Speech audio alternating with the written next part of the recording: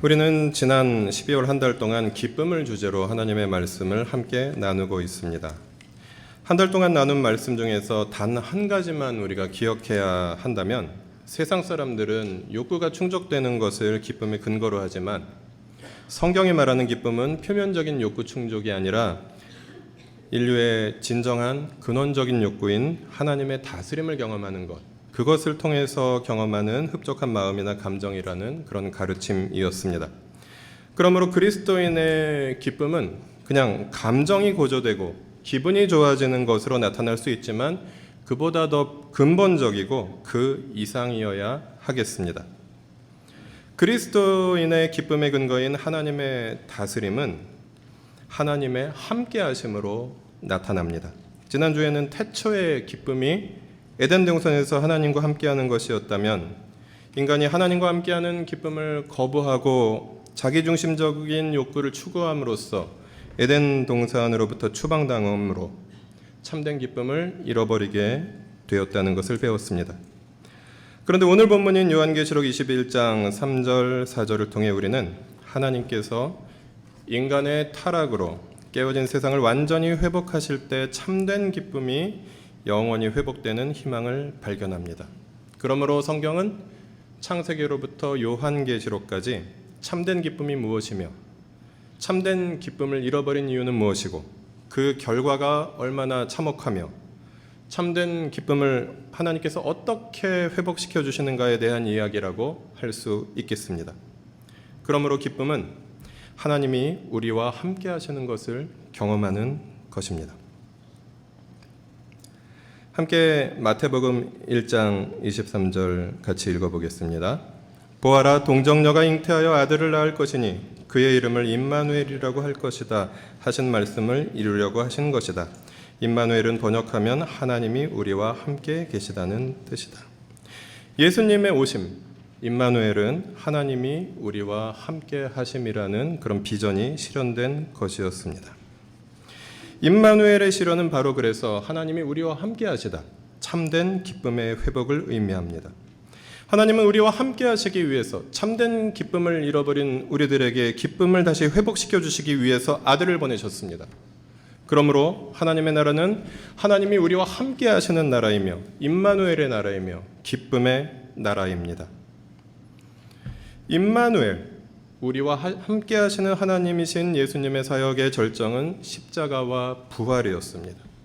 그래서 예수님의 죽으심은, 예수님의 십자가는 하나님께서 우리를 통해서 하고자 하시는, 우리에게 선물하고자 하시는 기쁨의 회복, 그래서 화해의 사역의 완성이었습니다. 그러므로 우리는 예수님께서 십자가를 통해 하나님과 우리를 화해시켜 주시고 하나님과 더불어 평화를 누리게 해주신 것을 감사하며 기억합니다.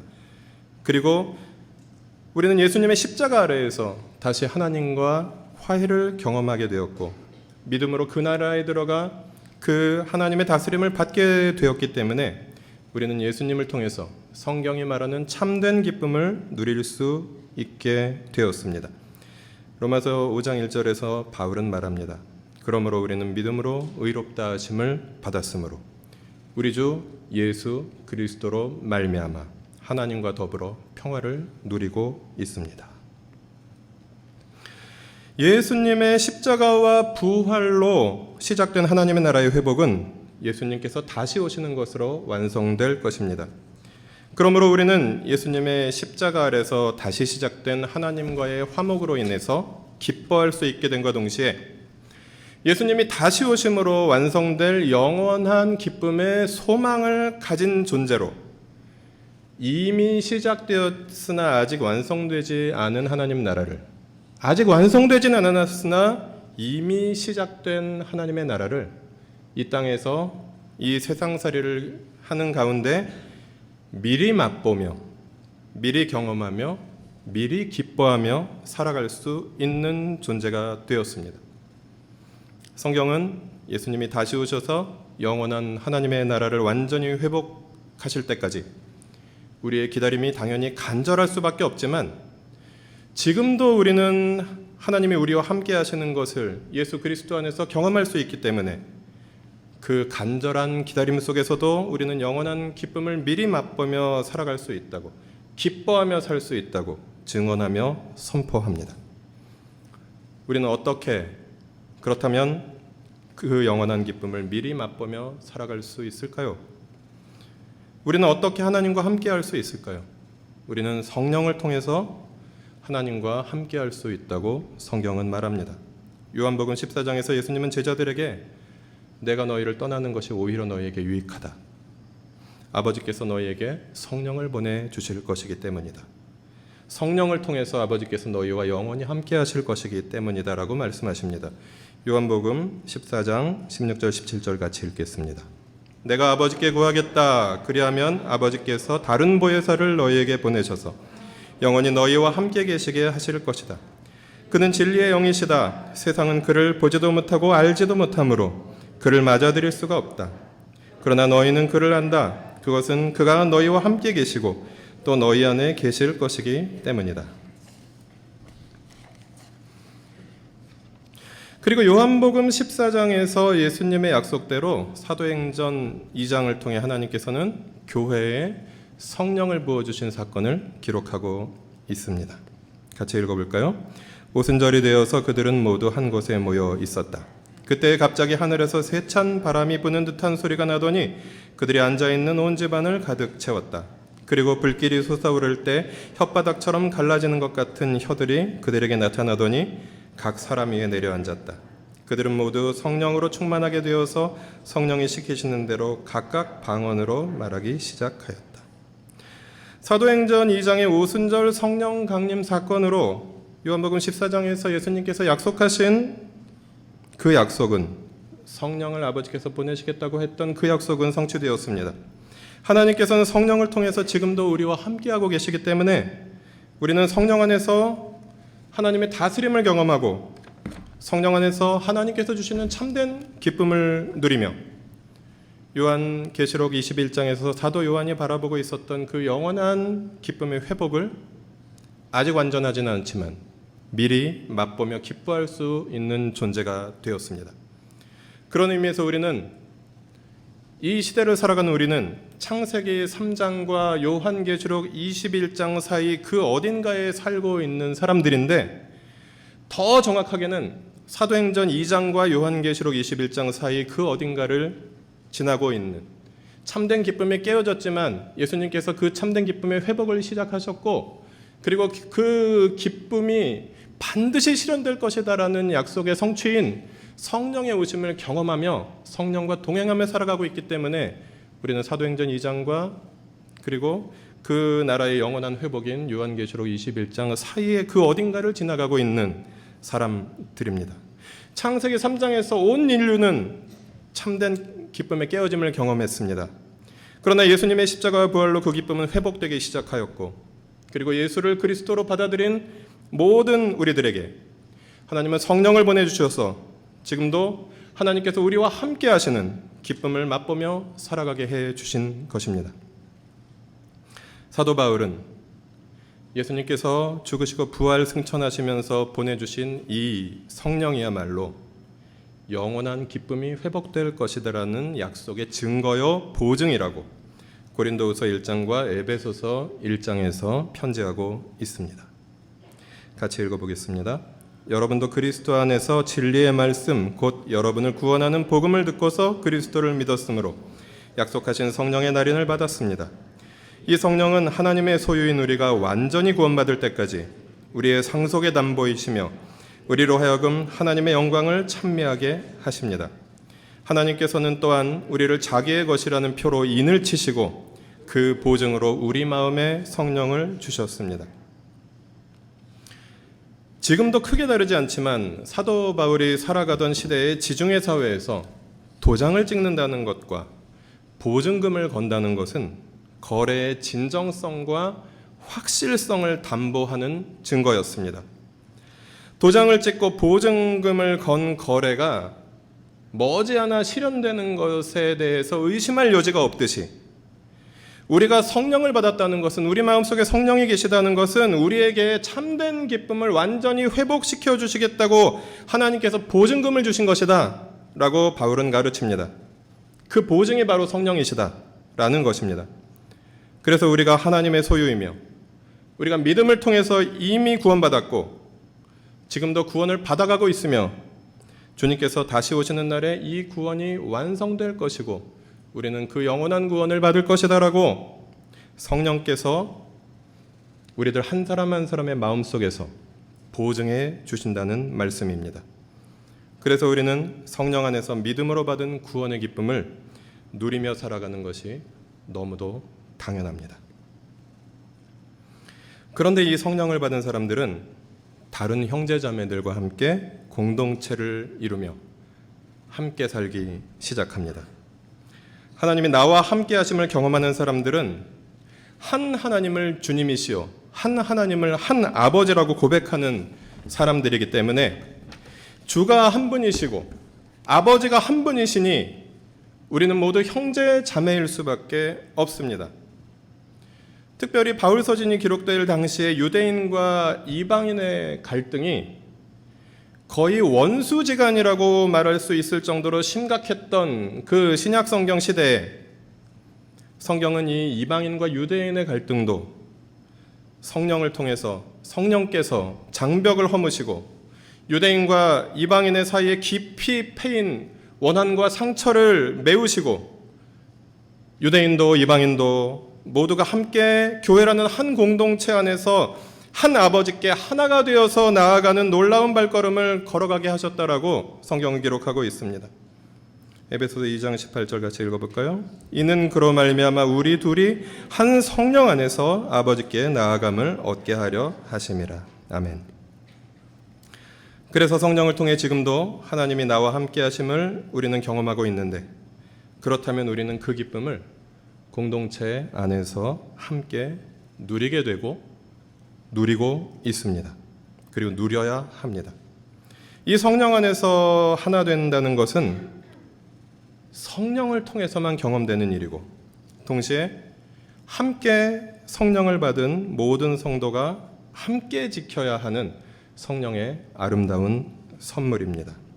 에베소서 4장 3절에서 바울은 이렇게 권면합니다. 같이 읽겠습니다. 성령이 여러분을 평화의 띠로 묶어서 하나가 되게 해주신 것을 힘써 지키십시오. 우리를 하나가 되게 해주시는 분은 오직 성령밖에 계시지 않습니다. 우리는 성령에 의해서 우리가 좋든 싫든 싫은 사람은 없겠지만 우리가 그것을 힘들어하든 기뻐하든 성령 안에서 하나가 되었습니다. 성령께서 평화의 띠로 우리를 묶어주셨습니다. 그렇다면 우리도 역시 그것을 기뻐하면서 힘써 지켜야 한다라고 바울은 편지하고 있는 것입니다. 성령은 우리를 평화의 띠로 묶어주셨습니다. 그리고 우리는 성령께서 평화의 띠로 묶어주신 것을 힘써 지키는 사람들입니다. 바울은 빌립보서 4장 4절부터 5절에서 우리가 그 하나됨을 힘써 지키려고 노력할 때 우리에게 하나님이 우리와 함께 하시는 기쁨이 더 커져갈 것이다 라고 말합니다. 주님께서 다시 오셔서 영원한 기쁨을 회복시켜 주실 날이 얼마 남지 않았기 때문에 성령 안에서 형제요 자매가 된 우리가 교회의 구성원들로서 더욱 서로 용납하는 데 힘써야 한다고 권면합니다. 그래서 우리가 잘 아는 항상 기뻐하라는 그 빌립보서의 말씀은 서로 용납하고 서로를 받아들여줌을 통해서 우리에게 실현될 수 있다는 것입니다. 우리가 특별히 더욱더 서로를 용납해야 되는 이유는 주님이 가까이 오셨기 때문이다 라고 바울은 말합니다. 어제 저희 집에서 어느 가정교회가 모임을 가졌습니다. 제가 그 가정교회에 어쩌면 해가 될 수도 있는 이야기를 하는 것은 그분들이 이 이야기를 듣고 상처를 받지 아니하고 그리고 충분히 용납할 수 있는 분들일 것이다 라고 생각하기 때문이고 굉장히 오늘 주제에 적절한 예이기 때문입니다. 가정교회가 한참 진행 중이던 어제 저녁에 어느 아이가 실수로 컵에 있는 물을 쏟았습니다. 여러분은 어린아이가 실수로 컵에 있는 물을 쏟는 것을 용납할 수 없는 분은 아마 한 분도 안 계실 것입니다. 어른이 실수했어도 용납받을 수 있는 일입니다. 근데 그 뒤처리에 우리의 질문이 있습니다.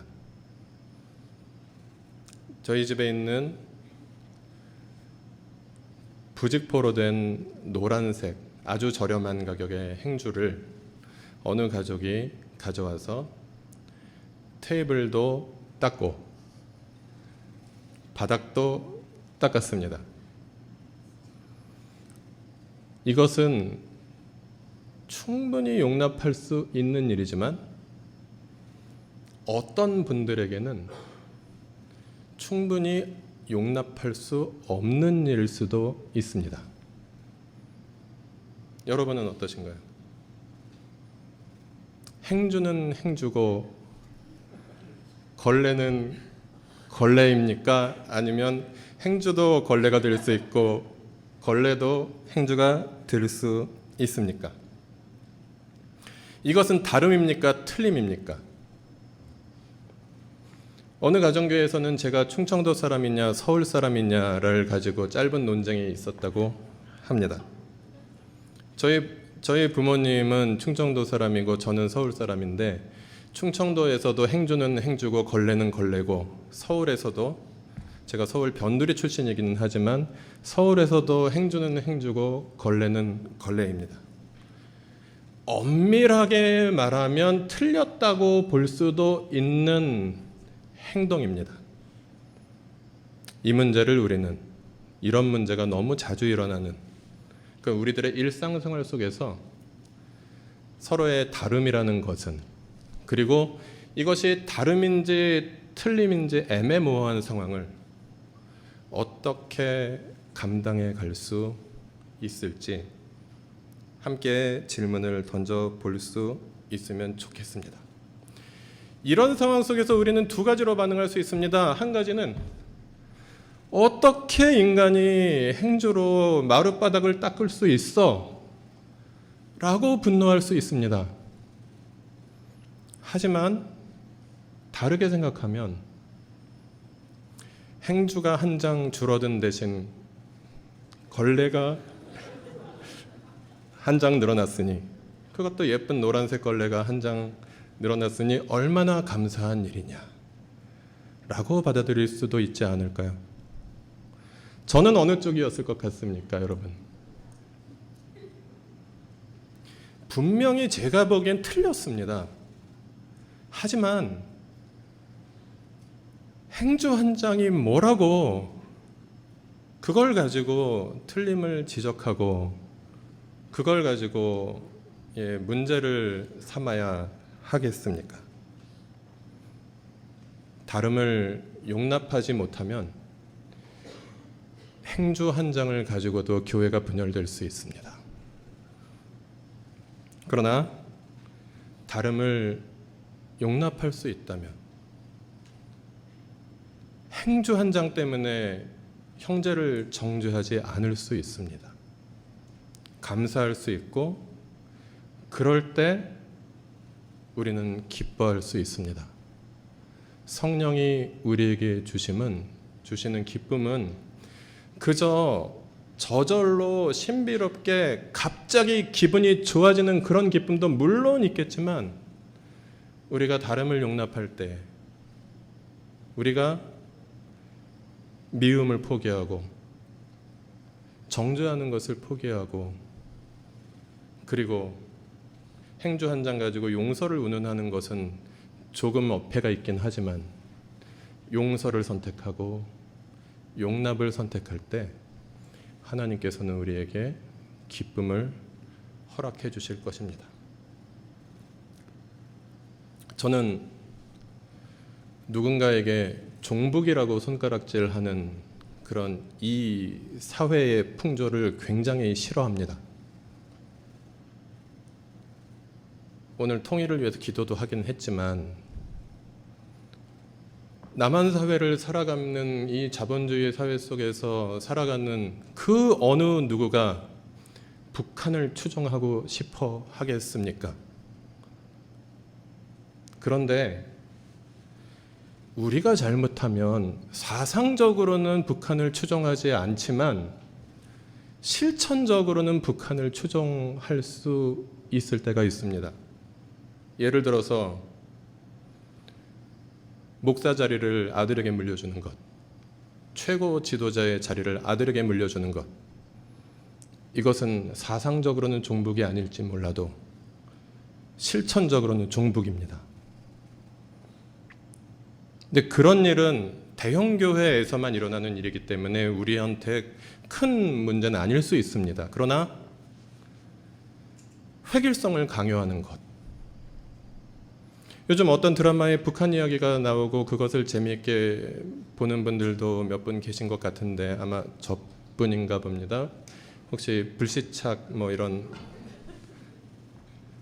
그 사회가 획일적이기 때문에 답답하고 여기서 아무리 진보적인 사람도, 여기서 아무리 종북이라고 손가락질 받는 사람도 그 사회에 가면 아마 답답해서 못 견디고 돌아오고 싶어서 몸부림치지 않을까 생각합니다. 획일성을 강요하는 사회, 그 사회는 교회가 지향해야 하는 성령 안에서 자유를 누리는 그런 사회와 전혀 거리가 먼 사회입니다.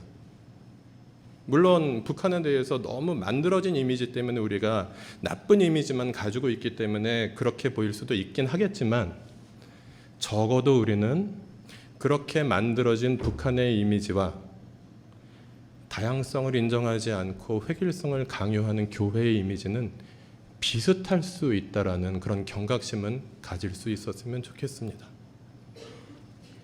우리가 서로의 실수를 용납해주고 다름을 받아들이고 그리고 함께 기뻐할 수 있는 공동체가 되어갈 때 성령께서는 우리에게 더욱 큰 기쁨을 허락해 주실 것이고, 올해가 이제 며칠 남지 않았습니다. 한 이틀이면 송구영신 예배를 드리고 새해가 밝아올 텐데 지금까지도 너무 감사했습니다. 너무 수고 많으셨습니다. 정말 감사합니다. 그러나 2020년 새해에는 우리가 더욱더 풍성한 기쁨과 성령께서 주시는 참된 기쁨과 그리고 성령 안에서 누리는 자유가 있는, 그래서 우리가 함께 기쁘게 숨쉴 수 있는, 자유롭게 하나님을 찬양할 수 있는, 더욱더 다양성이 꽃필 수 있는 공동체로 그렇게 성숙해 갈 수 있다면 하나님께서 얼마나 기뻐하실까, 그리고 그 안에서 살아가고 있는 우리는 얼마나 기쁠까. 실수해도 괜찮고 행조로 바닥을 닦아도 괜찮은 공동체, 그래도 용납받을 수 있는 공동체를 우리가 함께 세워갈 수 있었으면 좋겠습니다. 2019년을 보내고 2020년을 우리는 맞이합니다. 성령으로 우리와 함께 하셨던 하나님께 우리는 감사할 수 있으면 좋겠습니다. 성령 안에서 우리를 평화의 띠로 묶어주신 하나님께 우리는 감사합니다. 올 한 해 동안 하나님의 다스림을 받으며 미리 맛볼 수 있었던 하나님 나라의 기쁨으로 인해서 우리는 감사해야 하겠습니다. 새해에는 더욱 하나님과 함께하며 평화의 공동체로 묶어주신 은혜에 감사하며 성령 안에서 정의와 평화와 기쁨을 누리는 나들목 일산교회와 또 한 분 한 분의 소중한 하늘가족 여러분이 되시기를 부탁드립니다. 오직 성령께서 교회를 교회답게 하시고, 오직 성령께서 우리가 서로 사랑하고 용납할 수 있게 하시고, 오직 성령께서 우리가 하나님 나라가 완전히 회복될 때 누리는 기쁨을 성령 안에서 공동체와 함께 맛보며 살아가게 하실 것입니다. 새해에도 하나님께 성령으로 우리와 함께 하시기를 우리 함께 기도했으면 좋겠습니다. 성령 안에서 함께 이 기쁨을 누리는 공동체로 더욱 자라가기를 함께 소망합니다. 우리 함께 로마서 14장 17절 말씀 함께 읽으면서 그 정의와 평화와 기쁨의 공동체를 꿈꾸며 함께 기도하겠습니다. 하나님의 나라는 먹는 일과 마시는 일이 아니라 성령 안에서 누리는 의와 평화와 기쁨입니다. 아멘.